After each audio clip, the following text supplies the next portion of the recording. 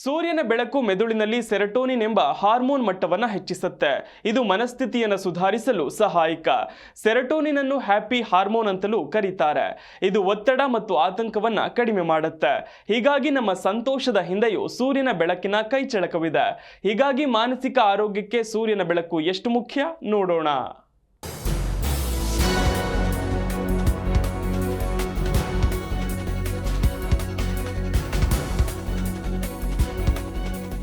ಇಂದಿನ ಆಧುನಿಕ ಜೀವನದಲ್ಲಿ ಹೆಚ್ಚಿನ ಜನರು ವಿಟಮಿನ್ ಡಿ ಕೊರತೆಯನ್ನ ಹೊಂದಿರ್ತಾರೆ. ಇದು ದೊಡ್ಡ ಸಮಸ್ಯೆಯಾಗ್ತಾ ಇದೆ. ದಿನವಿಡೀ ಕರ್ತವ್ಯ ನಿರ್ವಹಿಸುವವರಲ್ಲಿ ಈ ಸಮಸ್ಯೆ ಹೆಚ್ಚಾಗಿ ಕಂಡುಬರುತ್ತೆ. ಅಂತೆಯೇ ಸೂರ್ಯನ ಬೆಳಕನ್ನ ವಿಟಮಿನ್ ಡಿ ಅತ್ಯುತ್ತಮ ಮೂಲ ಎಂದು ಪರಿಗಣಿಸಲಾಗಿದೆ. ಆದರೆ ಬಿಸಿಲಿನಲ್ಲಿ ನಿಲ್ಲಲು ಜನ ಹೆದರುತ್ತಾರೆ. ಯಾಕೆ ಅಂದ್ರೆ ಸೂರ್ಯನ ಬೆಳಕು ಚರ್ಮವನ್ನ ಕಪ್ಪಾಗಿಸುತ್ತೆ ಎಂದು ಅವರು ಭಾವಿಸ್ತಾರೆ. ಆದರೆ ದೇಹವನ್ನ ಸದೃಢವಾಗಿಡಲು ಮತ್ತು ವಿಟಮಿನ್ ಡಿ ಪಡೆಯಲು ಸೂರ್ಯನ ಬೆಳಕನ್ನ ಪಡೆಯುವುದು ಬಹಳ ಮುಖ್ಯ. ಇದಲ್ಲದೆ ಸೂರ್ಯನ ಬೆಳಕು ನಮ್ಮ ಮಾನಸಿಕ ಆರೋಗ್ಯಕ್ಕೆ ಪ್ರಯೋಜನಕಾರಿಯಾಗಿದೆ. ಅಷ್ಟಕ್ಕೂ ಸೂರ್ಯನ ಬೆಳಕು ಯಾಕೆ ಮುಖ್ಯ ಅಂತ ಕೇಳಿದ್ರೆ, ನಮ್ಮ ದೈಹಿಕ ಮತ್ತು ಮಾನಸಿಕ ಆರೋಗ್ಯಕ್ಕೆ ಸೂರ್ಯನ ಕಿರಣಗಳು ತುಂಬಾ ಅವಶ್ಯಕ.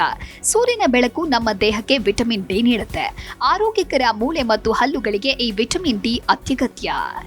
ಸೂರ್ಯನ ಬೆಳಕು ಮೆದುಳಿನಲ್ಲಿ ಸೆರೋಟೋನಿನ್ ಎಂಬ ಹಾರ್ಮೋನ್ ಮಟ್ಟವನ್ನು ಹೆಚ್ಚಿಸುತ್ತೆ. ಇದು ಮನಸ್ಥಿತಿಯನ್ನ ಸುಧಾರಿಸಲು ಸಹಾಯ ಮಾಡುತ್ತೆ. ಸೆರೋಟೋನಿನ್ ಅನ್ನ ಸಂತೋಷದ ಹಾರ್ಮೋನ್ ಎಂದು ಕರೆಯುತ್ತಾರೆ.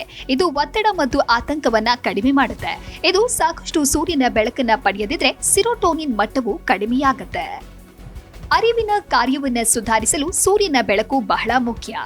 ಇದನ್ನು ತೆಗೆದುಕೊಳ್ಳೋದ್ರಿಂದ ನೀವು ಶಕ್ತಿಯುತ, ಉಲ್ಲಾಸ ಮತ್ತು ಸಂತೋಷವನ್ನ ಅನುಭವಿಸುತ್ತೀರಿ. ವಿಟಮಿನ್ ಡಿ ಅರಿವಿನ ಕಾರ್ಯವನ್ನ ಸುಧಾರಿಸುತ್ತೆ ಎಂದು ಸಂಶೋಧನೆ ಸೂಚಿಸುತ್ತೆ.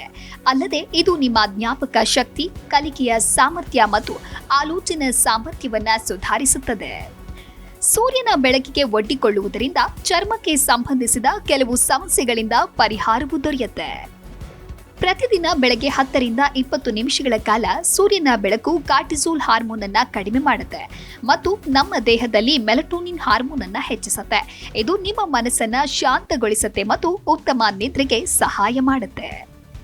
ಇದಕ್ಕಾಗಿ ನೀವು ಬಿಸಿಲಿನಲ್ಲಿ ತುಂಬಾ ಹೆಚ್ಚು ಸಮಯ ಕಳೆಯುವ ಅಗತ್ಯವೇನೂ ಇಲ್ಲ.